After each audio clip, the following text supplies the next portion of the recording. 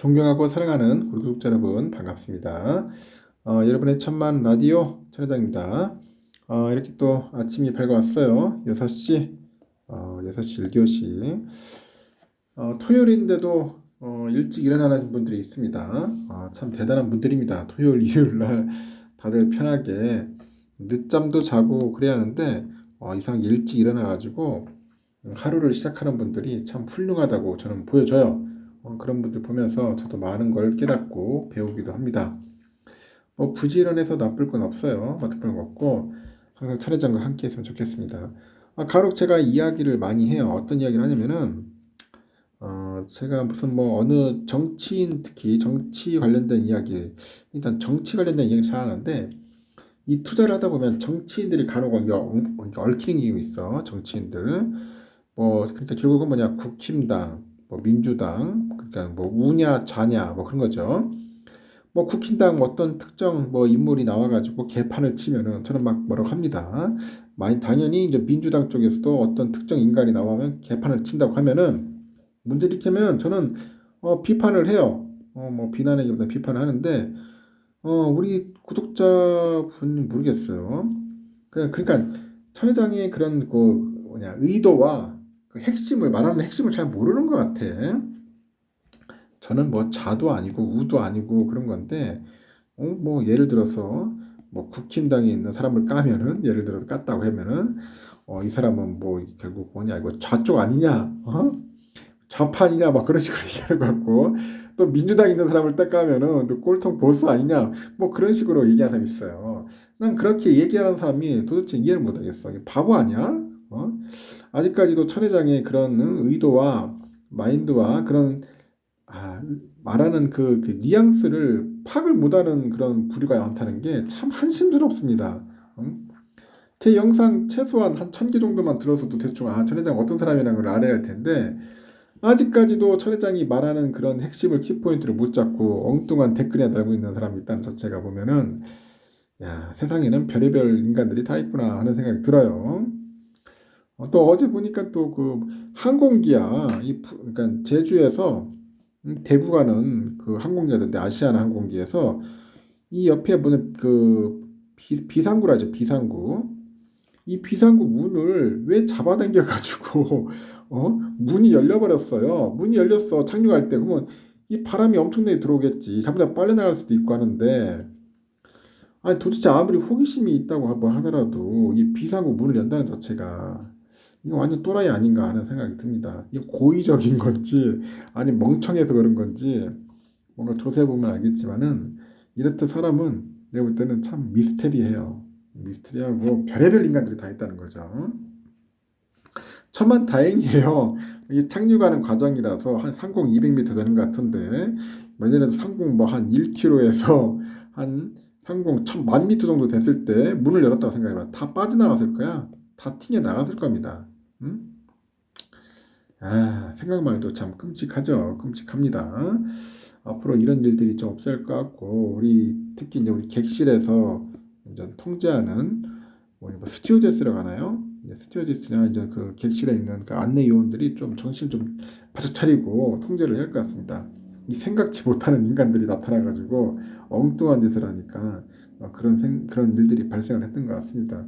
저도 깜짝 놀랐어요. 그래서 어떻게 비행기 안에서 갑자기 자기가 비상문을 열어가지고, 참 생각만 해도 참 황당하기 그지없습니다. 저는 또 오늘 뭐 재밌는 글을 봤는데, 멋진 사람과 인연을 맺는 유일한 방법에 대해서 한번 봤어요. 멋진 사람, 천혜장과 같은 멋진 사람을 만나야 하지 않겠습니까? 자뻑인데. 근데 꽃이 있는 곳에는 나비나 꿀벌들이 모여들듯이 이 향기 나는 사람, 이 향기 나는 사람 주변에는 그 멋진 사람들이 이제 모여듭니다. 멋진 사람들이 모여든다. 그 쓰레기통 주변에 보면은 파리 있잖아요. 파리나 그 모기가 이제 모여들어요. 파리나 모기가 모여들듯이 악취나는 사람들 주변에는 이 변변찮은 그런 사람들이 이제 모여든다고 하죠. 겉모습은 속일 수 있어도 그 안에서 풍기는 그 향기나 그 냄새까지는 속일 수는 없습니다. 누군가로부터 배려를 받고 싶다면은 내가 먼저 배려를 해야 하고, 누군가로부터 위로를 받고 싶다면은 내가 먼저 위로를 해야 합니다. 내가 먼저 위로를 해야 돼요. 나는 아무것도 하지 않았는데 저절로 좋은 것이 생기지 않으면서 안 뜬 거죠. 나는 아무것도 하지 않았는데 저절로 좋은 것이 생기지는 않으며, 내가 또 아무것도 하지 않았는데 공짜로 얻어지는 것들은 반드시 나중에 그 대가를 요구하더라는 거죠. 그래서 나를 이해해주는 사람하고 함께 하고 싶다. 함께 하고 싶다면은 내가 먼저 내 곁에 누군가를 이해해줘야 돼요. 알겠습니까? 이해를 해주지 않으면 안 돼요. 그 멋진 사람과 인연을 맺고 싶다면은 내가 먼저 누군가한테 멋진 사람이 돼야 돼. 그 멋진 사람이 되지 않으면은 절대로 그런 인연은 만들어지지 않는다. 그렇게 보면 됩니다. 여러분들 스스로가 멋진 사람이 되었으면 좋겠습니다. 그러면 또 삼성의 이야기를 한번 또 천 회장이 귀가 따갑도록 얘기할 테니까 편하게 들어주시기 바랍니다. 요즘 삼성 난리죠. 삼성전자가 미국 반도체 기업 엔비디아발 그 호재에 힘입어 가지고 26일 14개월 만에 7만 전자 탈환했다. 장을 끝났다. 7만 전자. 야, 참 7만 전자 보기 힘듭니다. 참 저도 살다 이렇게 오랜 시간 왔지만은 결국은 7만 전자 왔어요. 코스피에서 삼성의 주가는 전 거래일 대비 2.18% 올라서 7만 300원 거래 마쳤고, 종가 기준 삼성이 7만 원을 웃돈 것은 지난해 3월 29일 7만 200원 이후 처음이다. 장중에는 2.33% 올라서 7만 400원으로 연이틀 52주 신고가 터치했고요. 전날 삼성은 장중에 7만 원을 터치해가지고 52주 신고가를 기록했는데 그 이후에 상승폭을 줄여가지고 68,800원, 68,800원에 거래를 마친 바 있다는 겁니다. 전날 6% 가까이 올랐던 SK하이닉스는 이날도 5.5% 정도 상승을 해가지고 109,200원에 마감을 했고요. 장중에도 6.76% 올라서 11만 500원, 52주 신고가를 새로 썼습니다. 하이닉스는 장중에 고가 기준 11만원대로 올라선 것은 지난해 5월 25일 이후 처음이에요. 이외에 DB하이텍이 있어요. DB하이텍이 4.06%, 제주반도체 3.99% 정도, 다른 반도체 기업들의 주가도 함께 올랐다 보시면 됩니다. 이처럼 국내 반도체 종목들의 동반 오름세를 실현한 것은 앞선 미국 뉴욕 증시에서 엔비디아가 이제 강세를 보이면서 글로벌 반도체 업계 점차에 전체 훈풍을 일으켰기 때문이라고 이제 풀이가 되는 것 같아요.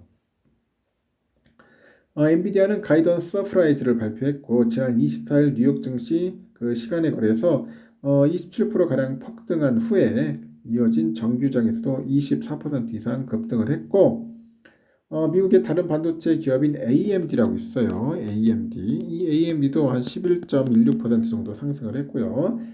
필라델피아 반도체 지수도 6.8% 정도 올랐습니다.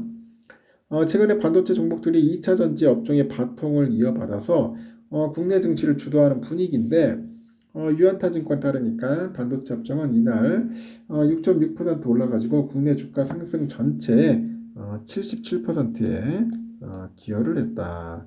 업종별로 보니까 외국인 애들이 반도체 업종만 9조 한 9천억 정도 좀 순매수를 한 거예요. 외국인은 올해 들어서 전날까지 삼성을 9조 3천억 정도, 하이닉스를 6,800억 정도 순매수한 것으로 듣게 돼요. 이에 따라서 증권가에서도 삼성과 하이닉스의 전망을 밝게 보고 있는데, 하이투자증권에서 삼성의 목표 주가를 84,000원에서 95,000원, 95,000원으로 이제 상향 조정했습니다. 하이닉스는 11만원에서 한 127,000원으로 올렸다. 그렇게 보시면 될 것 같아요. 아주 흥미롭습니다. 우리 삼성전자 열심히 잘 올라가고 있어요.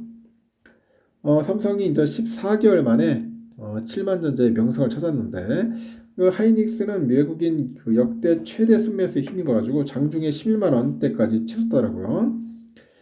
증권가에서는 삼성전자 목표가 상향 움직임이 본격화되죠. 하여튼 추세 상승의 초입에 진입했다는 그런 평가가 나옵니다. 삼성은 전날보다 1,500원 올라서 7만 300원에 거래 마쳤는데, 삼성은 종가 기준 7만 원을 넘은 것은 지난해 3월 29일 14개월 만이에요. 14개월 만이고 하이닉스는 5.5% 올라서 10만 9,200원에 마감을 했고 이틀 연속 5% 넘게 급등을 했습니다. 외국인이 삼성과 하이닉스를 1조 원 가까이 이제 순매수하면서 주가 상승을 견인을 했는데 외국인들이 삼성전자를 5,392억, 하이닉스를 4,397억 정도 사들여가지고 두 종목만 9,789억 정도 순매수를 한 거예요. 외국인들이 하이닉스 순매수 규모는 역대 최대고 외국인들은 이날 코스피를 9,100억 정도 순매수했죠. 이보다 많은 그 자금을 두 종목에 쏟아부은 거야. 이렇게 삼성이 7만 전자를 되찾으면서 600만 삼성전자 주주들의 기대감도 높아지는데 21년 이후 삼성의 매물대를 분석해 보니까 현재 주가 밑에서 형성된 매물은 51%에 달합니다. 21년 이후 삼성전자를 사들인 주주 중 절반이 수익권인 셈이죠. 특히 엔비디아가 불러일으킨 그 인공지능 AI발 메모리 반도체 훈풍이 계속 국내에 불고 있습니다. 삼성전자 등 주요 메모리 반도체 업체들의 그 감산 효과가 이제 본격적으로 나타나기 시작했다. 그런 것도 이제 불쏘시개 같아요. 불쏘시개. 그 하이투자는 있죠. 3월 이후 개인용 컴퓨터 그 PC 고객하고 중국 스마트폰 업체들의 반도체 주문이 회복하고 있다고 해요. 감산 확대와 중국의 마이크론 불매 조치에 따라서 고객들의 심리적인 영향이 큰 것으로 추정이 돼요. 이날 하이투자증권 삼성의 목표 주가 95,000원 13.1% 상향을 했고 국내 증권사 중 가장 높은 목표가입니다. 하이투자증권은 그 SK하이닉스 목표 주가도 127,000원으로 15.5% 높였습니다. 이렇게 반도체를 제외한 다른 종목들은 대부분 약세를 보이면서 이 반도체 쏠림 현상이 뭔가 심화되는 그런 모습인데 반도체 대형주들의 약진에도 코스피 상승폭은 4.12포인트 0.16%에 그쳤어요. 삼성과 하이닉스의 그 지수 기여도가 각각 11.3, 5.23포인트로 이날 코스피 상승폭을 크게 웃돌았다. 그렇게 보시면 될 것 같습니다. 그리고요. 요즘 LG전자가 사내망을 통한 생성형 AI죠. 그 서비스 접속을 차단한답니다. 차단을 하고 LG는 전날 임직원에게 보낸 이메일을 통해서 30일부터 업무 포털에 제공되는 사내 챗봇 서비스 LG니의 기업용 챗 GPT를 오픈한다. 공지를 했는데 이 생성형 AI 사용에 대한 기업 보안 유출 우려가 커진 데 따른 조치 같아요. 앞으로 이제 사내망을 통해서 챗 GPT, 바드, 빙 AI 등 대화형 AI 서비스 접속은 차단됩니다. LG전자는 기업용 챗 GPT 도입을 통해서 사내 보안을 더욱 강화할 방침이고 삼성도 이달부터 디바이스 경험 부분에 임직원을 대상으로 사내 PC를 통한 생성형 AI 사용을 일시적으로 제한한다고 공지한 바 있습니다. 삼성은 정보 유출 우려가 큰 기존의 생성형 AI 사용은 제한하고요. 자체 AI 도구를 개발하고 있는데 향후 직접 개발한 AI 모델을 활용한 번역이나 문서 요약, 소프트웨어 개발 지원 등을 지원하고 이 보안상 안전한 환경에서 생성형 AI를 활용할 수 있게 할 계획이라고 하네요. 그러니까 참고하시면 될 것 같고 이제 또 스마트폰 관련된 이야기들이 있는데 135만 원짜리가 50만 원이 말이 되냐? 그런 얘기했는데 알고 봤더니 중국산 짝퉁이더라. 짝퉁. 야, 아직도 짝퉁이 있네요. 중국의 스마트폰 제조사 메이주가 삼성전자 갤럭시 S23 시리즈의 닮은 꼴 그런 제품을 또 출시를 했어요. 비슷한 생김새의 가격은 하나로 우리나라 돈으로 50만 원대부터 이제 시작이 돼. 중국 제조사들이 삼성폰 100기가 도를 지나쳤다. 이 중국 놈들이 참 보면은 참 이해가 안 돼. 미스테리야 미스테리. 자기들 나름대로의 창의성을 발휘하지는 못하고 그냥 100기기나 하고 있고 그러니 참 뭐가 발전이 있겠는지 모르겠습니다. 일단은 어깨 따르니까 메이주는 지난 23일부터 메이주 20 화이트 에디션 이 판매 돌입을 해요. 메이주 20 시리즈는 지난해 중국 지리자동차 그룹에 인수된 메이주가 인수 직후 처음으로 선보인 스마트폰인데 갤럭시 E13과 동일한 그 퀄컴의 스냅드래곤 그 82세대 82세대 칩을 탑재를 했고 디스플레이는 144Hz 144Hz의 주사율을 제공합니다. 후면에는 메이지 20의 경우 3개의 카메라 렌즈, 메이지 20 프로 및 화이트 에디션은 4개의 렌즈를 탑재했고 가장 하단에 위치한 카메라 렌즈는 LED 플래시다. LED 플래시로 둘러쌌다. 문제는 외관 디자인이 삼성의 그 플래그십 스마트폰 갤럭시 S23 시리즈와 지나치게 유사하다는 거야. 베낀 거지 뭐. 둥근 모서리, 프레임, 물방울 카메라 배열 등 삼성전자가 최근 몇 년 전부터 고수해온 갤럭시 S 라인업 디자인은 물론이고 갤럭시 A 라인업까지 떠올리게 하는 것 같아요. 실제로 유명 IT 팁스터 아이스 유니버스도 자신의 트위터에 메이즈 20이 삼성 스마트폰하고 너무 닮았다 지적한 바 있는데 해당 제품의 이미지를 접한 국내 네티즌 사이에서도 비슷한 반응인 것 같아요. 메이즈 20 화이트 에디션 출고가 12기가 램에 512기가짜리 용량 기준 3,799위안이에요. 우리 돈으로 71만원이야. 71만원. 엄청 싸요.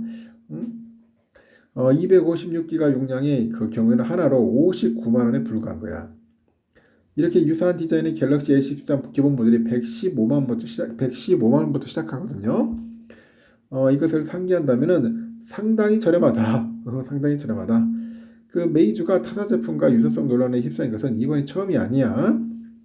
지난 2010년 애플 유사품을 지나치게 생산 판매해서 중국의 특허청이 이례적으로 제재를 개한 바 있습니다.